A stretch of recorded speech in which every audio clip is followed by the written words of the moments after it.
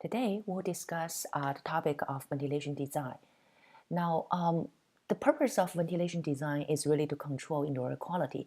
As we discussed earlier, we often have many types of indoor pollutants, including the gas component of the pollutants, such as the CO2 emitted from the occupants, such as formaldehyde emitted from indoor materials.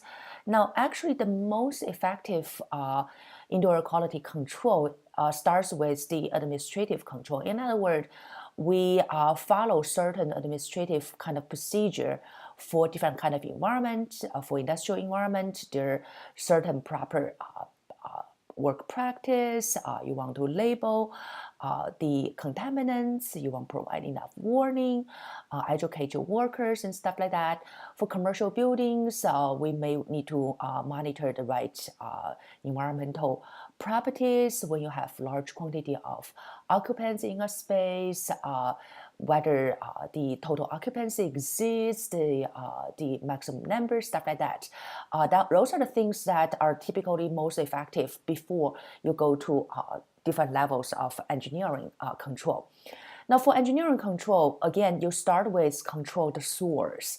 For example, we know that copy machine typically emits different kind of particulates and also gas contaminants. Therefore, you want to place the copy machine away from occupants within certain distance.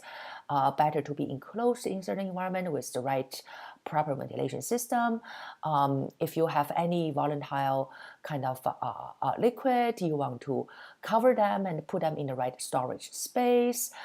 Those are much more effective means than ventilation. Now, for the ventilation, you typically start from a general ventilation and go into more specific space ventilation. Now, the concept of ventilation in general is to provide enough outdoor air to dilute the indoor pollutant concentration. But also you could include filtration systems, air cleaning systems. It might also include certain pressure control. As we mentioned earlier, when you design a ventilation system, you typically want to provide certain pressure that can fight against infiltration. Or for some other room, you might want to exhaust more than you provide the supply air. This way you create a negative pressure to control the contaminant such as a lab space. It might also include certain humidity control for the ventilation system as well. Now, only if all other means are exhausted, you have done the administrative control, you have designed a ventilation system, you have controlled all the sources, you still think this space is not healthy for people to stay or to work. In that, only under that circumstance, we will go into the personal protection. That includes the mask, respirator, the breathing equipment. Now, that's again the last means, only for certain special occasions. So for today and for this course, we focus on general ventilation design, specifically for commercial building. Again, as I said, the concept of ventilation is really diluting the indoor pollutants using outdoor air. Now we have to worry a couple different things. One is to bring in outdoor air. The second is to distribute this outdoor air into the right space. And the last thing is, if the outdoor air is not satisfying certain limit, or if you think with the dilution you still need some kind of air cleaning, you can also provide filtration system, air cleaning system for the gas component, the particulates inside your indoor air. Now this shows a pretty genetic and general ventilation design system. You start from the outdoor air, and the outdoor air might be mixed with recirculated air. Outdoor air goes through coils to condition its temperature and becomes supply air. Now, there are a couple different alternatives. One thing is that the recirculated air or the exhaust air can exchange heat with outdoor air using either the energy wheel or some specially designed heat exchanger without mixing, so that you can recover certain energy from the exhaust air.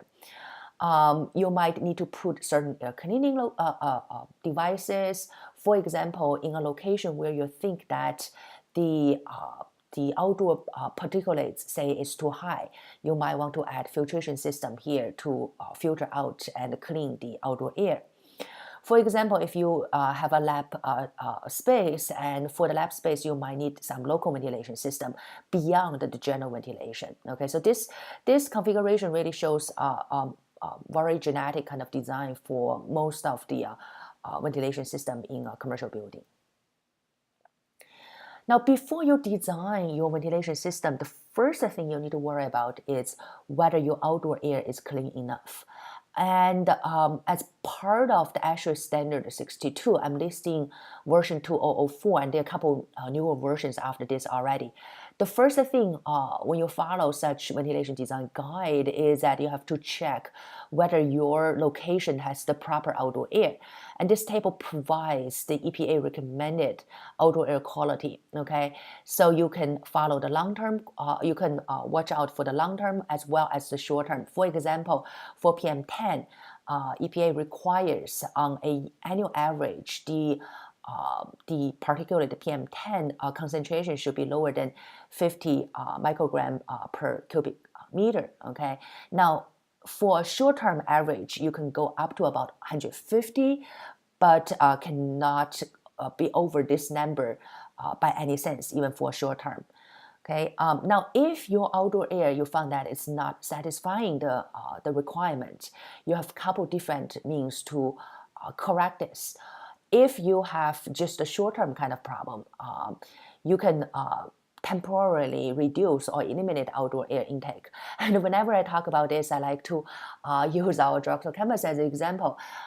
So for the downtown medical center, we actually have a building that is housing public health, just ironically, housing public health department. Now, nearby their building, there is a helicopter platform. And when the department was just occupying the space, they found that periodically you have this really bad smell in the building. And they found that that's actually because the air intake of that building is facing the helicopter platform. So whenever there's a helicopter going up and down for emergency purposes, you have actually nice and the smell and smelly and polluted exhaust air from the helicopter get directly entering the building through the through the intake louver. So this is a short-term problem. For a couple minutes, 10 or 15 minutes, the outdoor air source is polluted. Now, for this kind of problem, the easiest way is to reduce or eliminate. So what they do is whenever there's a helicopter landing, they just temporarily shut down the outdoor air to eliminate that problem. Now, if you, however, locate in a city that has a long-term kind of pollutants, such as Beijing, for example, right? They have long-term kind of PM 2.5 problem, okay, always exceeding the standards. Now, for that kind of location, you cannot eliminate outdoor air. All you can do is to put the proper filtration or air cleaning kind of devices. When outdoor air comes in, you put the right filters to filter out any unwanted pollutants, particulate pollutants. Now, if gas is a problem, if you have very high, for example, sulfur dioxide kind of pollutants, say your city has some kind of local manufacturers that emit certain things, polluted air, you may want to have active carbon kind of filter that can filter out gas pollutants. So the first thing again is to evaluate your outdoor air quality and see whether you can directly use the outdoor air or you need to treat the outdoor air before you can use that for ventilation purposes.